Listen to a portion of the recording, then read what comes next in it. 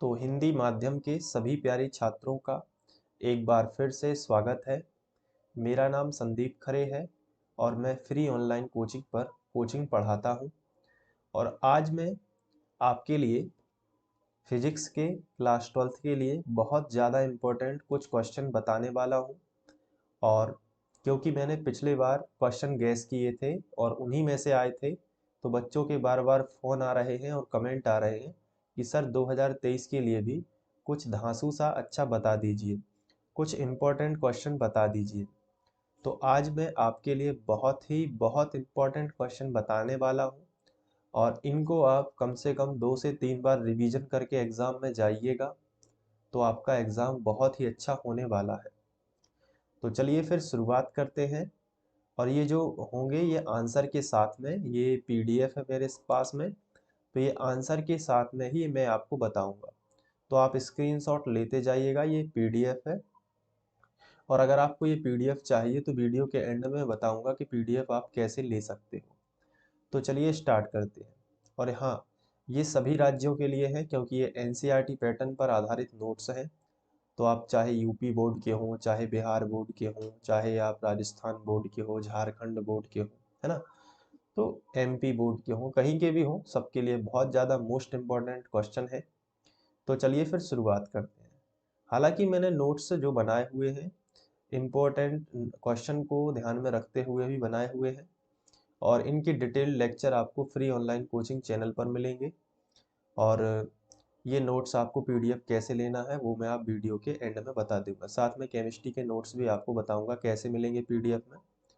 तो चलिए शुरुआत करते हैं। सबसे पहला यहाँ पे चैप्टर 1 है विद्युत आवेश एवं क्षेत्र। तो इसमें आपको क्या करना है, ये कूलाम का जो नियम है इसको आपको बहुत अच्छे से करना है। इसका मैंने अथवा भी लिया है कि ये क्वेश्चन बदल के भी आता है, तो कूलाम का नियम या फिर ये बदल के आ सकता है, तो ये वाला आप पूरा तैयार करोगे। कूलाम का नियम मोस्ट इम्पॉर्टेंट क्वेश्चन है इस चैप्टर का। तो बहुत ही बढ़िया तरीके से बोर्ड में कैसे लिखना है पूरा यहाँ पे लिखा हुआ है। ठीक है, तो ये आप कूलाम का नियम, कूलाम के नियम में एकांक आवेश की परिभाषा, कूलाम के नियम का महत्व और कूलाम के नियम की सीमाएं, ये सारा अच्छे से लिखोगे। दूसरा इम्पोर्टेंट क्वेश्चन है विद्युत बल रेखाएं क्या है, इनके प्रमुख 5 गुण लिखिए। ये भी इम्पोर्टेंट है, भले ही ये लगातार है, तो ये इम्पोर्टेंट क्वेश्चन है विद्युत बल रेखाएं। क्योंकि जब मैंने शुरुआत की थी इनको लिखने की, तो सबसे पहले मैंने खासे इम्पोर्टेंट क्वेश्चन लिए थे, तो ये इसलिए इम्पोर्टेंट क्वेश्चन आपको दिख रहे हैं। आगे बढ़ते हैं। थर्ड नंबर पे ये भी इम्पोर्टेंट क्वेश्चन है विद्युत द्विध्रुव किसे कहते हैं, इसके कारण अक्षीय स्थिति में विद्युत क्षेत्र की तीव्रता का व्यंजक व्युत्पन्न कीजिए। ये देखो, ये सारे मोस्ट इम्पोर्टेंट क्वेश्चन हैं और इनको आप बहुत अच्छे से दोहरा लीजिएगा। ठीक है, टिक लगाते जा रहे हो ना, अगर आपके पास नोट्स हैं तो टिक लगा लेना, नहीं तो आपको पीडीएफ मिल जाएगी तो आप उसके प्रिंट निकलवा के वो भी नोट्स बना सकते हो। इसके बाद निरक्षीय स्थिति में विद्युत क्षेत्र की तीव्रता, ये भी बहुत ज़्यादा इम्पोर्टेंट क्वेश्चन है, ये भी लगा लीजिए। जितने मैं क्वेश्चन बता रहा हूँ ये आपको बहुत अच्छे से नोट करते जाना है। ठीक है, आगे बढ़ते हैं। इसके बाद मैं यहाँ पे टिक लगवाऊंगा 2023 के लिए, काफ़ी इम्पोर्टेंट क्वेश्चन है। नीचे आते हैं। एक समान विद्युत क्षेत्र में विद्युत द्विध्रुव की स्थितिज ऊर्जा की गणना कीजिए। ये वाला आप टिक लगा लीजिए, क्वेश्चन बहुत इंपॉर्टेंट है, इसको करना है। आगे बढ़ते हैं। इसका ये पूरा स्क्रीनशॉट आप ले सकते हो, मैं वीडियो को रोक देता हूँ। यहाँ पे आप स्क्रीनशॉट लेते जाइएगा, वीडियो को रोक रोक करके आप खुद वीडियो को रोक के इनके स्क्रीनशॉट ले सकते हैं। आइए आगे बढ़ते हैं। आगे है गास का प्रमेय। तो गास प्रमेय आपको लिखकर सिद्ध करना है, ये भी टिक लगा लीजिए। अगर इतने क्वेश्चन जो आप मैंने टिक लगवा दिए हैं इतने आपने कर लिए तो 2023 में इसमें से निश्चित ही एक क्वेश्चन आ जाएगा। आगे बढ़ते हैं। ठीक है, अब यहाँ पे आपको ये कुछ भी नहीं करना है, आगे बढ़ेंगे आगे बढ़ेंगे, सिर्फ एक डेरिवेशन और आपको लगाना है। वो मैं आपको यहाँ पे बताऊंगा। वो है, चलिए यहाँ पे तो ये वाला क्वेश्चन लगाएंगे, 14वां क्वेश्चन। दो गोलों के आवेश क्रमशः 2 × 10⁻⁷ कूलाम और 3 × 10⁻⁷ कूलाम है, तो इन्हें 30 सेंटीमीटर की दूरी पर वायु में रखा गया तो इनके बीच कार्यरत कूलामीय बल का परिकलन कीजिए। इसका पूरा स्क्रीनशॉट ले लो। चलो यहाँ से स्क्रीनशॉट लो, ले लिया स्क्रीनशॉट। चलो अब इसका ले लो स्क्रीनशॉट, इसको लिख लेना पूरा, ये अगर आपके नोट्स में ना हो ये वाला क्वेश्चन पूरा। और अगर आपको ये समझना है तो आपको मेरे चैनल को सर्च करना पड़ेगा यूट्यूब पर, फ्री ऑनलाइन कोचिंग। प्लेलिस्ट में जाओगे फिजिक्स मिलेगी, या फिर आप डायरेक्ट सर्च कर देना class 12th physics by Sandeep Khare या बाय फ्री ऑनलाइन कोचिंग, ठीक है, मिल जाएगी प्लेलिस्ट। इसके बाद आगे बढ़ते हैं। एक ये वाला 16वां क्वेश्चन लगा लो। एक विद्युत द्विध्रुव जिसका द्विध्रुव आघूर्ण 4 × 10⁻⁹ सेंटीमीटर है, एक समान विद्युत क्षेत्र के सापेक्ष 30 अंश के कोण पर है। विद्युत क्षेत्र 5 × 10⁴ न्यूटन प्रति कूलाम है, तो द्विध्रुव का बल आघूर्ण ज्ञात कीजिए। स्क्रीनशॉट ले लो, पूरा क्वेश्चन एक ही पेज में आपको दिख रहा है। अगर आपको अच्छे से नहीं दिख रहा है तो आप वीडियो की क्वालिटी बढ़ा लेना, 480 पिक्सल पे लेना, फिर स्क्रीनशॉट ले लेना। और जो मैं क्वेश्चन बता रहा हूँ ये बहुत अच्छे से कर लेना, काफ़ी इम्पोर्टेंट क्वेश्चन है, समझदार विद्यार्थी समझ जाते हैं मैं क्या कहना चाहता हूँ, ठीक है। अब ये ऑब्जेक्टिव टाइप क्वेश्चन आपके नोट्स में दिए गए हैं, ये तो सब आपको याद करना है, इसमें कोई भी आईएमपी नहीं बता सकता। इम्पोर्टेंट एमसीक्यूज तो कहीं से भी आ सकते हैं, ठीक है। चलिए आगे बढ़े। अब आगे बढ़ने से हमें यहाँ पे प्राप्त होता है अध्याय 2, स्थिर वैद्युत विभव एवं धारिता। तो देखो अब इसमें आपको क्या करना है, इसमें मैं आपको जो इम्पोर्टेंट क्वेश्चन बता रहा हूँ वो लगा लो, ठीक है। मैं बताने जा रहा हूँ तीसरा क्वेश्चन। विद्युत द्विध्रुव के कारण निरक्षीय स्थिति में विद्युत विभव की गणना कीजिए। बहुत ही ज़्यादा इम्पोर्टेंट क्वेश्चन है। आप लोग पूछते हैं ना कि सर फिजिक्स में कौन कौन से ऐसे क्वेश्चन हैं जिन पर हमें अच्छा फोकस करना चाहिए, ये वही क्वेश्चन है।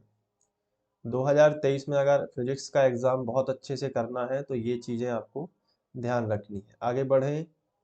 ओके,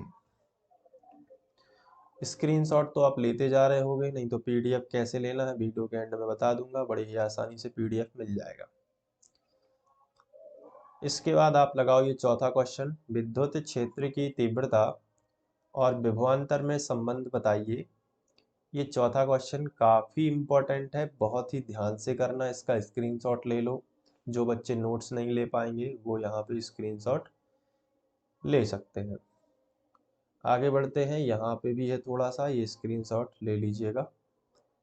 इसके बाद यहाँ पे धारिता में आते हैं तो आपको ये वाला क्वेश्चन लगाना है, किसी गोलीय चालक की विद्युत धारिता का व्यंजक व्युत्पन्न कीजिए अथवा सिद्ध करो कि एसआई पद्धति में गोलीय चालक की धारिता त्रिज्या की 4πε0 गुना होती है। और हाँ बच्चों, जितने देख रहे हैं सब इस वीडियो को शेयर करो जगह जगह अपने दोस्तों के साथ में, कि देख लो आंसर के साथ में प्रॉपर आंसर, बोर्ड में कैसा आंसर लिखना होता है पूरा प्रॉपर आंसर के साथ में संदीप सर ने बताया है। तो सबको शेयर कर देना, ठीक है।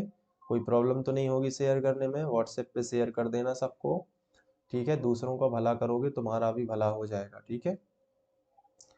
आगे बढ़ते हैं, एक क्वेश्चन ये ले लेना, संधारित्र क्या है इसका सिद्धांत लिखिए। संधारित्र क्या है इसकी पूरी डेफिनेशन लिखी है। अगर इसको समझना है तो आप मेरी प्लेलिस्ट जरूर चेक कर लेना, इस वीडियो के डिस्क्रिप्शन में मैं प्लेलिस्ट डाल दूंगा तो आप वहां से भी चेक कर सकते हैं। आगे बढ़ते हैं, समांतर प्लेट संधारित्र की धारिता का व्यंजक व्युत्पन्न कीजिए। और समांतर प्लेट संधारित्र की धारिता काफी इंपॉर्टेंट क्वेश्चन है, इसको भी आप लगा लो, ठीक है। तो ये पूरा स्क्रीनशॉट ले लो, चलो लो स्क्रीनशॉट लो इसका, फिर इसका स्क्रीनशॉट ले लो। क्लियर। चलिए आगे बढ़ते हैं। अगर आपको वीडियो स्लो लग रहा हो तो आप 2 की स्पीड में चला सकते हैं, ठीक है। इसके बाद आ जाओ, गोलीय संधारित्र की धारिता का व्यंजक व्युत्पन्न कीजिए, ये भी लगा लो। ठीक है, कोलीय संधारित्र की धारिता, इसका स्क्रीनशॉट ले लेना। ठीक है, ये यहाँ पे, इसके बाद यहाँ पे, ठीक है, यहाँ पे ये पूरा स्क्रीनशॉट आप ले सकते हो। ठीक है, चलो आगे बढ़ें। ये भी स्क्रीनशॉट ले लेना धारिता बढ़ाने के लिए। ठीक है, आगे बढ़ते हैं। यहाँ पे अब 2023 के लिए जो इम्पोर्टेंट क्वेश्चन है वो यहाँ पे रहेगा।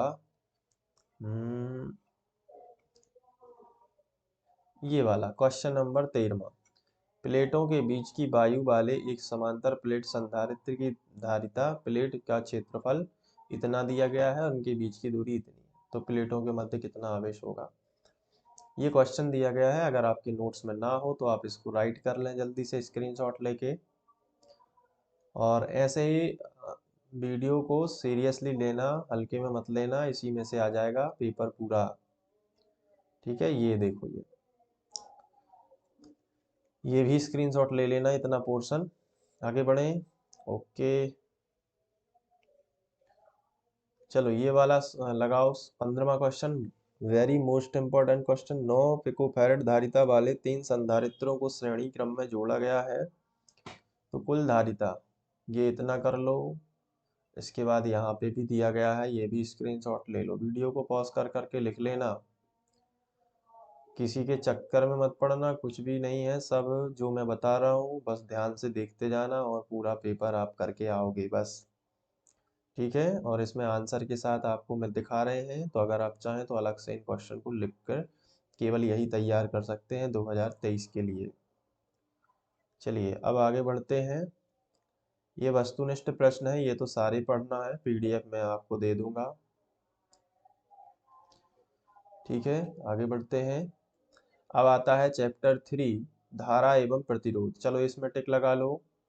धारा एवं प्रतिरोध का पहला क्वेश्चन काफी इंपॉर्टेंट है। विद्युत धारा तथा अनुगमन वेग में संबंध स्थापित कीजिए।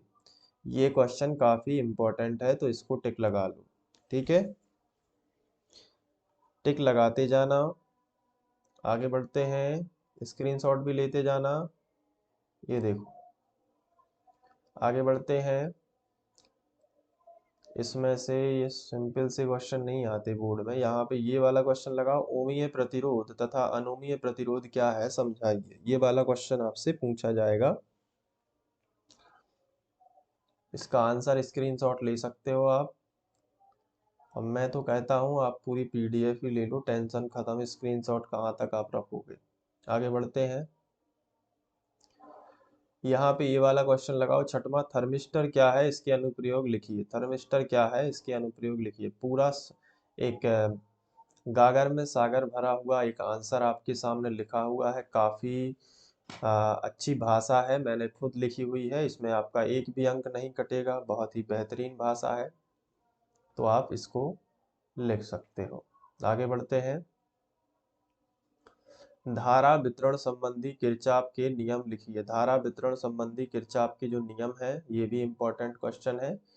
कई राज्यों में ये हट भी गया है, तो थोड़ा सा ध्यान जरूर रखना, क्योंकि मैं सभी राज्यों के लिए बता रहा हूँ इम्पोर्टेंट क्वेश्चन। तो अगर आपके राज्य में कोई टॉपिक हटा है तो ये समझ लेना कि ये वो नहीं करना है। ठीक है, भले ही मैंने बताया हो, क्योंकि अलग अलग राज्यों का क्राइटेरिया अलग है। मैं चल रहा हूँ एनसीईआरटी पैटर्न पर, और ये जो नोट्स हैं ये सभी राज्यों के लिए है, एनसीईआरटी पैटर्न पर है, इसलिए हो सकता है कि आपके राज्य में टॉपिक कट गया हो। चलिए आगे बढ़ते हैं। यहाँ पे हम करेंगे अब ये वाला याद, 11वां क्वेश्चन, टिक लगाइए। सेल के आंतरिक प्रतिरोध से आप क्या समझते हो और इसे प्रभावित करने वाले कारक कौन कौन से हैं। पूरा स्क्रीनशॉट ले लेना, एक एक भाषा कीमती है इसकी, बहुत इंपॉर्टेंट, बहुत मेहनत से नोट्स बने हुए हैं, है ना, इसलिए। अब ये वाला क्वेश्चन भी लगाओ 12वां नंबर का, सेल के आंतरिक प्रतिरोध का व्यंजक व्युत्पन्न कीजिए। सेल के आंतरिक प्रतिरोध का व्यंजक व्युत्पन्न कीजिए। ठीक है, आगे बढ़ते हैं।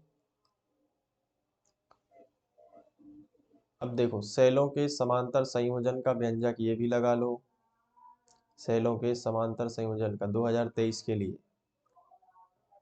काफ़ी लंबी एनालिसिस करने के बाद ही मैं टिक लगवा रहा हूँ, तो थोड़ा सीरियस लेना, ठीक है, और बहुत अच्छे से पढ़ना। चलो ये आगे बढ़ते हैं। ये लगाओ क्वेश्चन, विभव मापी वोल्ट मीटर से श्रेष्ठ होता है क्यों? अगर आपके राज्य में विभव मापी कट गया है तो इसको आप नहीं लगाओगे, और अगर है तो आप टिक लगाओगे। झारखंड बोर्ड वाले ध्यान से देखना, विभव मापी वोल्ट मीटर से श्रेष्ठ होता है क्यों, इसको अच्छे से लगाओ। आगे बढ़ते हैं। ये वाला क्वेश्चन 20 नंबर का इस बार जरूर आएगा। किसी कार की संचायक बैटरी का विद्युत वाहक बल 12 वोल्ट है। यदि बैटरी का आंतरिक प्रतिरोध 0.4 ओम हो तो बैटरी से ली जाने वाली अधिकतम धारा का मान। पूरा स्क्रीनशॉट ले लो इसका। आगे बढ़ते हैं। एक क्वेश्चन और है यहाँ पे जो आएगा, ये वाला। कमरे का ताप 27.0 डिग्री सेल्सियस पर किसी तापन अवयव का प्रतिरोध 100 ओम है। मोस्ट आईएमपी एमपी बोर्ड वाले ध्यान दो, ये वाला क्वेश्चन आपके लिए आ ही जाएगा इस बार, ठीक है। इसके बाद आगे बढ़ते हैं।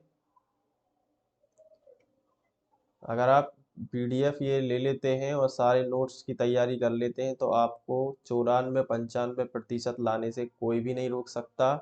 खासकर फिजिक्स जैसे जो सब्जेक्ट होता है ना, इसमें आप पूरे में से पूरे लाओगे, क्योंकि मैं ऑफलाइन कोचिंग पढ़ाता हूँ तो काफ़ी ज़्यादा अनुभव रखता हूँ, पिछले 10 सालों से पढ़ा रहा हूँ, तो ये चीज़ आपको काफ़ी हेल्प करेगी। फिजिक्स के अंदर आप ध्यान रखना कि जो भी मैं बता रहा हूँ वो इम्पोर्टेंट रहेगा,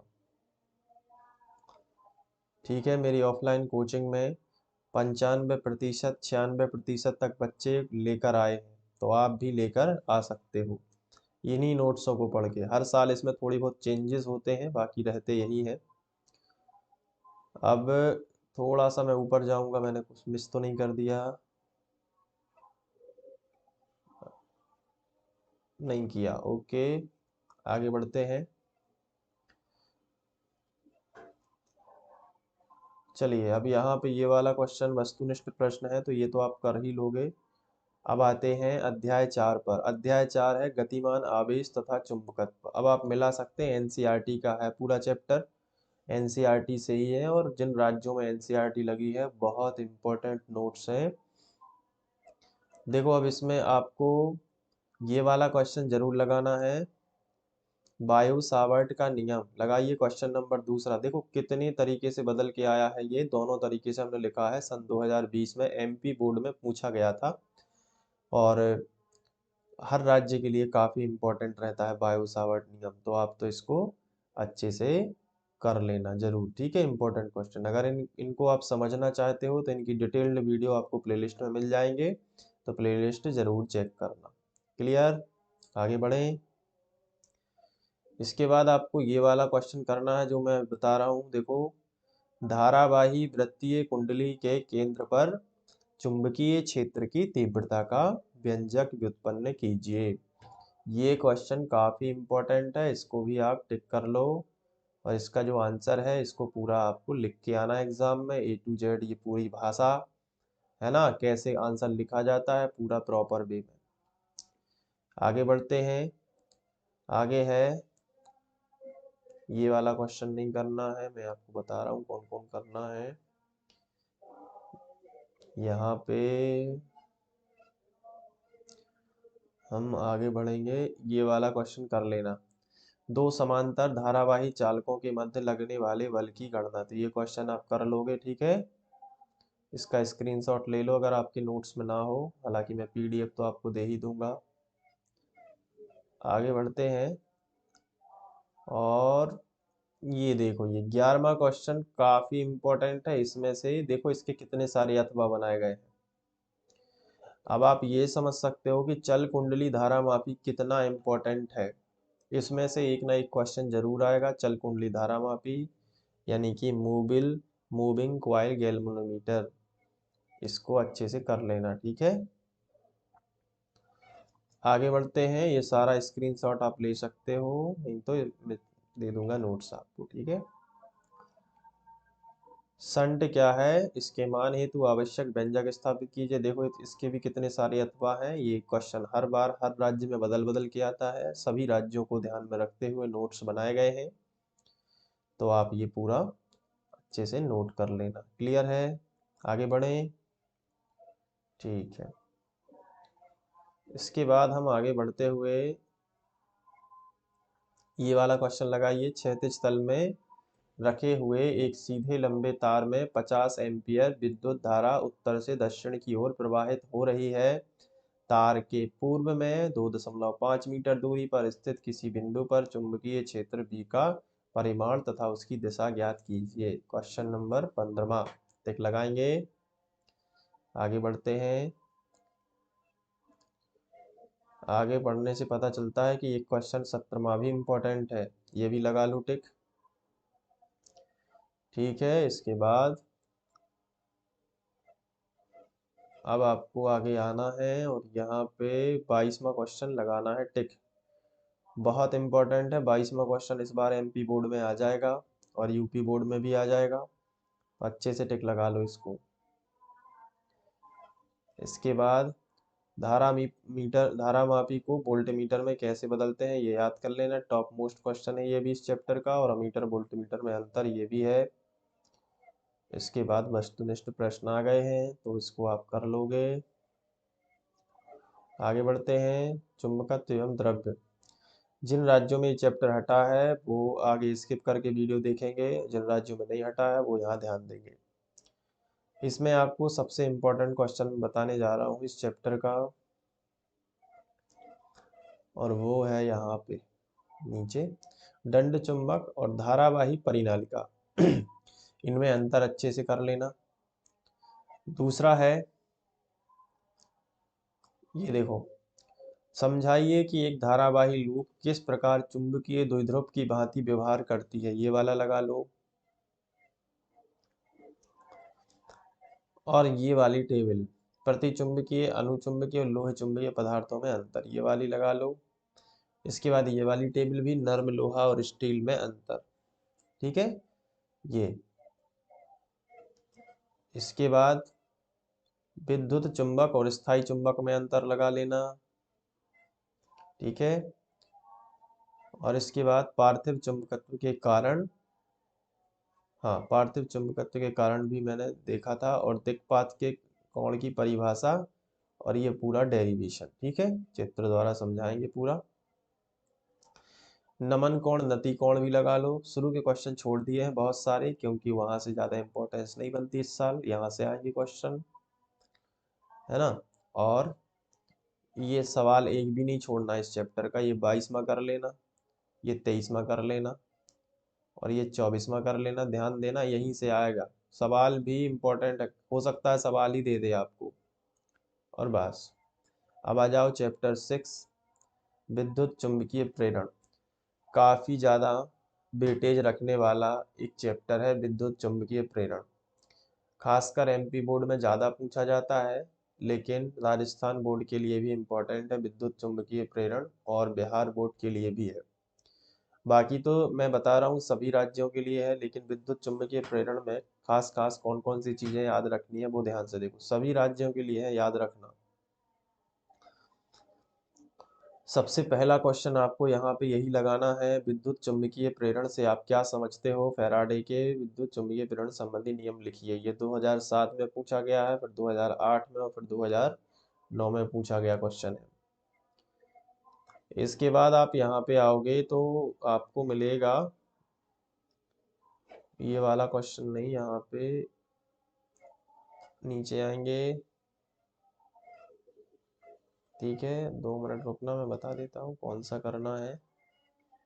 यस, अन्योन प्रेरण किसे कहते हैं, इसे दर्शाने वाले एक प्रयोग, नहीं नहीं ये वाला नहीं, सॉरी, उसका डेरिवेशन। हाँ, पहले ये लगा लो, स्वप्रेरण तथा अन्योन प्रेरण में अंतर, ये लगाओ पहले अंतर। इसके बाद आपको ये वाला लगाना है, दो समतल वृत्ताकार कुंडलियों के मध्य अन्योन प्रेरकत्व के लिए व्यंजक निगमित कीजिए, ये वाला लगा लो।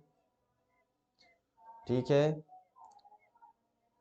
इसके बाद आपको ये वाला क्वेश्चन लगाना है, दो लंबी समाक्षीय परिनालिकाओं के मध्य अन्योन्य प्रेरकत्व के लिए व्यंजक स्थापित कीजिए तथा इसके मान को कौन कौन से कारक प्रभावित करते हैं।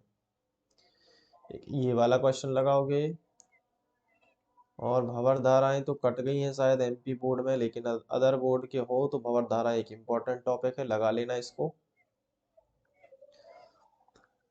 और इसके बाद हम लगाएंगे ये वाला क्वेश्चन। ओके, 18वां क्वेश्चन लगा लो, एक लंबी परिनालिका के 21 सेंटीमीटर लंबाई में 15 फेरे हैं, ये वाला लगाओ पूरा।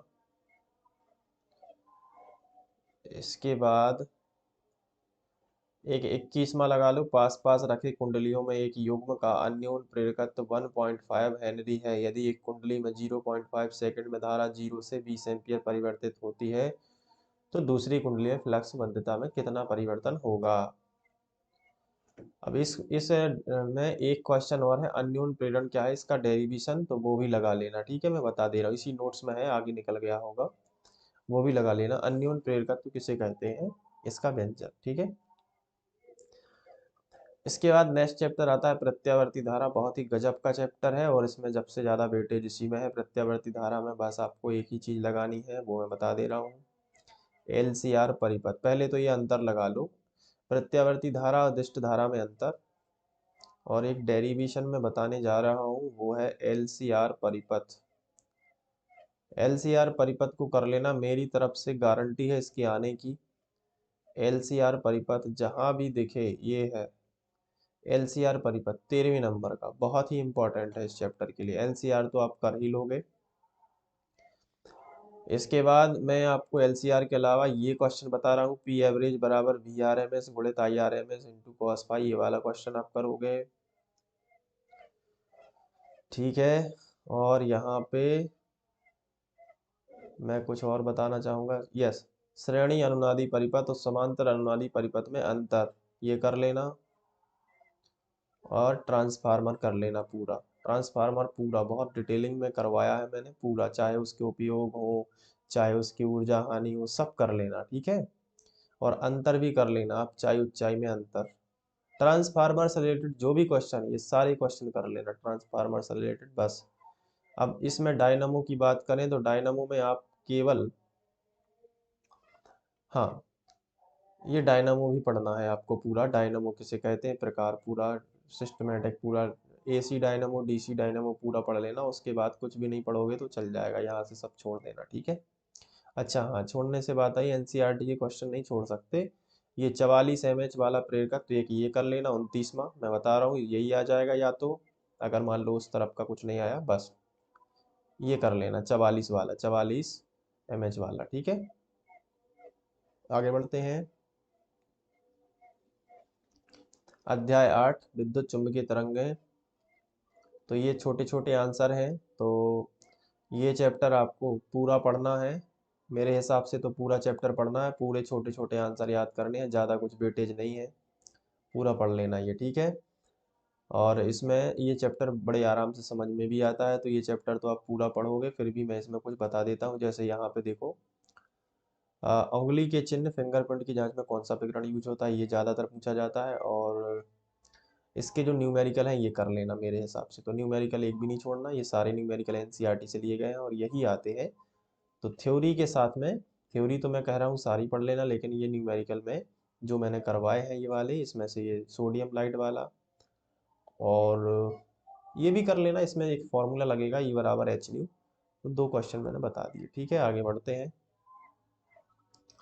इसके बाद आता है अध्याय 9 किरण प्रकाशिकी एवं प्रकाशिकी यंत्र, तो भैया ये चैप्टर बहुत बड़ा चैप्टर है और इसमें से आने की संभावना भी है। तो देखो क्या क्या करना है, बहुत सिंपल भाषा में बताऊंगा और बड़े ही आराम से। वैसे तो इस चैप्टर को इत्मीनान से पूरा अच्छे से समझना चाहिए, तो मैं इसके लिए प्लेलिस्ट उपलब्ध है यूट्यूब पर, लेकिन फिर भी अगर आपको लगता है कि कुछ इम्पोर्टेंट बता दीजिए सर इसमें से, तो देखो क्या इम्पोर्टेंट निकल के आता है। अभी तक कुछ इम्पोर्टेंट नहीं आया है, अब आया है। 15वां क्वेश्चन से शुरुआत होती है इम्पोर्टेंट की, उसके पहले तो बेसिक लिखा है, 15वां क्वेश्चन अच्छे से कर लेना। अवतल दर्पण के लिए फोकस दूरी और वक्रता त्रिज्या में संबंध, उत्तल के लिए भी यही होगा, दोनों कर लेना। इसके बाद दर्पण सूत्र निकालेंगे अपन, दर्पण सूत्र कहाँ गए, ओके, ये देखो, ये फिर इसके बाद 24वां क्वेश्चन मोस्ट इंपॉर्टेंट क्वेश्चन है। गोलीय दर्पण के लिए दर्पण सूत्र की स्थापना अथवा अवतल दर्पण के लिए यूवीएफ में संबंध अथवा अवतल दर्पण, पूरा वही है सब। ठीक है, तो ये यूवीएफ उत्तल और अवतल दोनों के लिए कर लेना। इसको डिटेल में मैंने समझाया है, प्लेलिस्ट देख लेना, बहुत ही बढ़िया तरीके से समझ में आएगी। ठीक है, इसके बाद आगे बढ़ते हैं तो आपको ये न्यूमेरिकल क्वेश्चन कर लेना, फोकस दूरी वाला। ठीक है, 24वां नहीं 26वां क्वेश्चन है ये न्यूमेरिकल, ये दोनों न्यूमेरिकल कर लेने। आगे बढ़ते हैं, न्यूमेरिकल एक नहीं छोड़ना है, सारे न्यूमेरिकल करना है इसकी लेंस के सूत्र में, ये भी कर लेना। ठीक है, अब यहाँ पे ये एक पोर्शन खत्म होता, अब लेंस आएंगे। तो यहाँ पे यस 2 मिनट।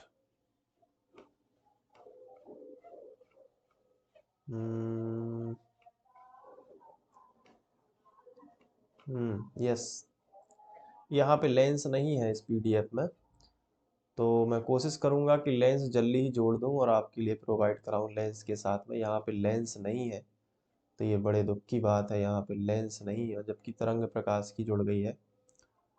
तो चलो फिर तरंग प्रकाश की में लगा लेते हैं, लेंस मेरे पास है और लेंस में जोड़ूंगा यहाँ पे, तो आप लेंस को भी यहाँ पे पढ़ेंगे। ठीक है, तो बाई डिफ़ॉल्ट लेंस बस नहीं उसमें शामिल हो पाए।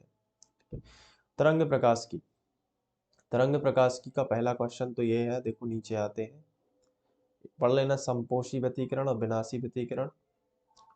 और ये वाला क्वेश्चन 1:9 वाला बहुत इंपॉर्टेंट क्वेश्चन है, इसको पढ़ लेना। ये वाला क्वेश्चन भी 9:1 वाला, ये दोनों कर लेना, न्यूमेरिकल एनसीईआरटी के हैं और 2 बार आ भी चुके हैं, 2 बार। इसको सीरियसली लेना, हल्के में मत लेना, 2 बार आ चुके हैं। और यंग का द्विस्लिट प्रयोग ये पूरा करना है, अच्छे से पूरा समझना है, यूट्यूब पे वीडियो डले हैं, यही नोट्स है, इन्हीं में से समझाए थे। और फ्रिंज चौड़ाई का डेरिवेशन देखो 3 स्टार लगे हैं, काफी इंपॉर्टेंट क्वेश्चन है फ्रिंज चौड़ाई का। और इसके बाद आगे बढ़ते हैं, ये सब नहीं भी पढ़ोगे तो चल जाएगा। हाँ, ये पढ़ लेना है, लेकिन ऋजु कोण तथा प्रकाश के विवर्तन को निम्न बिंदुओं के आधार पर समझाइए पूरा। ठीक है, और इसके बाद व्यतिकरण विवर्तन में अंतर कभी कभार आ जाता है, 2 स्टार लगे हैं, आईएमपी क्वेश्चन है, लगा लो इसको भी। ठीक है, इसके बाद ये नहीं पढ़ो, कोई दिक्कत है। बूस्टर का नियम लगा लो, अगर हट गया है आपके राज्य में तो नहीं लगाना, जिन राज्यों में नहीं हटा है तो इसको बहुत अच्छे से कर लेना, मोस्ट इंपॉर्टेंट टॉपिक है। पोलेराइड भी लगा लो, मोस्ट इंपॉर्टेंट टॉपिक है, अगर आपके राज्य में नहीं हटा है तो ये आएगा। और इस तरीके से हमने फिजिक्स के अधिकतर क्वेश्चन को हमने जो है टच किया है। और जो भी इम्पोर्टेंट रहता है मैं आपको पहले ही दूंगा, और कमेंट करके बताइए और किस सब्जेक्ट के आपको आईएमपी क्वेश्चन चाहिए और पीडीएफ नोट्स कैसे लें इसके बारे में समझो। मेरा नंबर है 91 31 47 10 72। फिर से सुन लो, 91 31 47 10 72। इस नंबर से आप मुझे कॉल नहीं करोगे, व्हाट्सएप मैसेज करोगे। क्या करोगे? WhatsApp message. और 50 रुपये में आपको फिजिक्स और केमिस्ट्री दोनों के नोट्स, मात्र 50 रुपये में, इतना सस्ता है। और फिजिक्स और केमिस्ट्री दोनों के नोट्स मिलेंगे, ये यही वाले नोट्स मिलेंगे आपको। इसमें काफ़ी कुछ टफ चीज़ें हमने शामिल कर दी हैं, और इसमें मैं लेंस भी शामिल कर दूंगा आगे चल के, तो लेंस का पीडीएफ भी मैं आपको दूंगा। जब तक आप ये वीडियो देख रहे होंगे तब तक मुझे आप इसी नंबर पे, आप अगर ये 1 साल बाद भी वीडियो देख रहे हैं, 2 साल बाद भी, तो आप मुझे नंबर पे ज़रूर मैसेज करना, वहाँ से आपको पीडीएफ दे दी जाएगी। और जब तक तो और ज़्यादा कोर्स कंप्लीट हो जाएगा और बहुत ही बेहतरीन फिजिक्स के नोट्स आपको प्रोवाइड होंगे। नोट्स का जो प्राइस मैंने रखा है वो अभी फ़िलहाल इस सन में, जब मैं इस वीडियो को रिकॉर्ड कर रहा हूँ, 50 रुपये है। तो आप जितनी जल्दी करोगे आपको दोनों विषय के नोट्स डायरेक्ट आपकी फ़ोन में पीडीएफ में दे दिए जाएंगे। हालांकि ये नोट्स जो हैं काफ़ी मेहनत लगी है बनाने में, तो 50 रुपये तो बनते हैं, तो ये तो मैं ले सकता हूँ। जो बच्चे अफोर्डेबल नहीं है, नहीं ले सकते, तो मोबाइल पे सीधे पूरे नोट्स चल रहे हैं, तो आप स्क्रीनशॉट लेके लिख भी सकते हैं सारी फिजिक्स की। ठीक है, तो नंबर आपको याद रहेगा, तो आप उससे क्या करो, नंबर लिख लो एक जगह जो मैंने बोला है, और पूरा नोट्स अपने घर पे मंगवा सकते हो पीडीएफ में। आप चाहें तो इनके प्रिंट निकलवा के ऑफलाइन जैसी फीलिंग भी ले सकते हो, सारे नोट्स प्रिंट निकलवाने पड़ेंगे, थोड़ा सा खर्चा रहेगा, जो बच्चे करवा सकते हैं कर सकते हैं। और साथ में मेरी एक वेबसाइट भी है, sandeepkarenotes.com, वहाँ पे जाके आप पूरा चैप्टर खरीद सकते हैं, वहाँ पे थोड़े महंगे हैं, यहाँ पे डायरेक्ट मैं आपको सस्ते में दे रहा हूँ। तो मिलते हैं नेक्स्ट वीडियो लेक्चर में, तब तक के लिए गुड बाय और आप अपना ध्यान रखिए, पढ़ते रहिए। Thank you.